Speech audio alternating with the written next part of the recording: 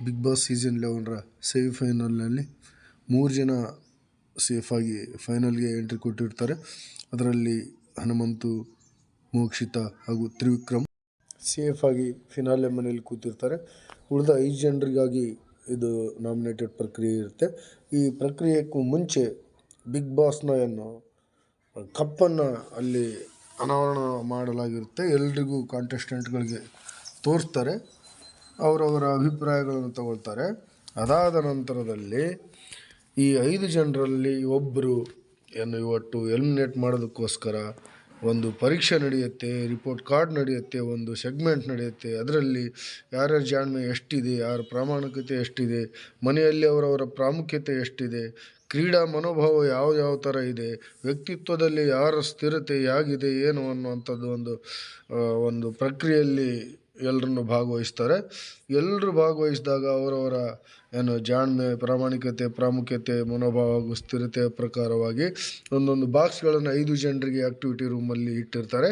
ಆ ಆ್ಯಕ್ಟಿವಿಟಿ ರೂಮ್ಗೆ ಪ್ರತಿಯೊಬ್ಬರನ್ನು ಈ 5 ಜನ ಮಂಜು, ರಜತ್, ಧನರಾಜ್, ಗೌತಮಿ ಹಾಗೂ ಭವ್ಯರವರನ್ನು ಆ ಆ್ಯಕ್ಟಿವಿಟಿ ರೂಮ್ಗೆ ಕಳಿಸ್ತಾರೆ. ಅಲ್ಲಿ ಅವರವ್ರಿಗೆ ಮೀಸಲಿರುವಂಥ ಟ್ರಂಕ್ಗಳನ್ನು ಅವರು ಓಪನ್ ಮಾಡಬೇಕಾಗಿರುತ್ತೆ. ಅದೇ ಪ್ರಕಾರವಾಗಿ ಮೊದಲನೇದಾಗಿ ರಜತ್ ಅವರು ಟ್ರಂಕನ್ನು ಓಪನ್ ಮಾಡಿದಾಗ ಅವರು ಸೇಫ್ ಅಂತೇಳಿ ಒಂದು ಕಾರ್ಡ್ ಇರುತ್ತೆ. ಅದರಿಂದ ಬಹಳ ಖುಷಿಯಾಗುತ್ತೆ ಅವರಿಗೆ.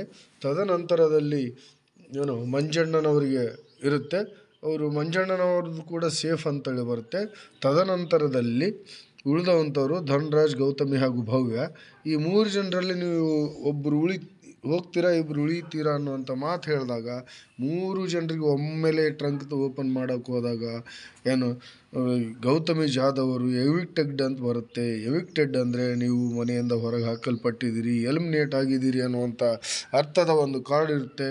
ಉಳಿದಂತೆ ಧನರಾಜ್ ಹಾಗೂ ಭವ್ಯರವರು ಇದರಲ್ಲಿ ಸೇಫಾಗಿ, ಮೋಕ್ಷಿತಾ ಪೈ ಅವರು ಗೌತಮಿ ಜಾಧವ್ ಅವರು ಈ ವಾರ ಎಲಿಮಿನೇಟ್ ಆಗಿದ್ದಾರೆ. ಈ ವಾರದಲ್ಲಿ 2 ಎಲಿಮಿನೇಟ್ ಆಗುವ ಅವಕಾಶ ಇದೆ. ಈಗ ಒಬ್ಬರಾಗಿದ್ದಾರೆ, ಇನ್ನೊಂದು ಸಂಡೇ ಕಿಚ್ಚನ ವಾರದಲ್ಲಿ ಇನ್ನೊಬ್ಬರು ಹೋಗೋ ಅವಕಾಶ ಇದೆ.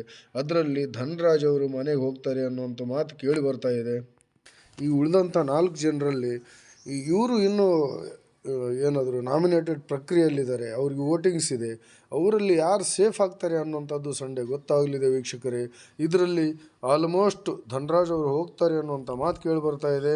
ಏನಾಗುತ್ತೆ ಅಂತೇಳಿ ನಾವು ಸಂಡೇ ಎಪಿಸೋಡ್ವರೆಗೆ ಕಾಯಬೇಕಾಗಿದೆ. ಅಲ್ಲಿವರೆಗೂ ನಾನು ನಿಮಗೆ ಈ ವಿಡಿಯೋಗೆ ನಮಸ್ಕಾರವನ್ನು ಹೇಳ್ತಾ, ದಯವಿಟ್ಟು ಎಲ್ಲರೂ ನನ್ನ ವಿಡಿಯೋವನ್ನು ಲೈಕ್ ಮಾಡಿ, ಶೇರ್ ಮಾಡಿ, ನಿಮ್ಮ ಅಭಿಪ್ರಾಯಗಳನ್ನು ಕಮೆಂಟ್ ಮಾಡಿ ಹಾಗೂ ನನ್ನ ಈ ಯೂಟ್ಯೂಬ್ ಚಾನಲನ್ನು ಎಲ್ಲರೂ ದಯವಿಟ್ಟು ಸಬ್ಸ್ಕ್ರೈಬ್ ಮಾಡಿಕೊಳ್ಳಿ ಅಂತ ಕೇಳ್ತಾ ಎಲ್ರಿಗೂ ನಮಸ್ಕಾರ.